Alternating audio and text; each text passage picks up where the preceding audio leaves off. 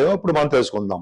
మేషరాశి అండి, మేషరాశి వారికి లాభస్థానంలోనే రవి, బుధ, కుజ, శుక్ర, రాహు ఉన్నారు. అసలు ఈ లాభస్థానం ఉన్నారంటే వ్యాపార రంగంలో బాగా డబ్బులు సంపాదించుకుంటారని తెలిసిపోతుంది. ఈ లగ్నాధిపతి కూడా లాభస్థానం ఉన్నాడంటే రియల్ ఎస్టేట్ రంగంలో ఉన్న వారికి బాగా సంపదలు పెరుగుతాయి.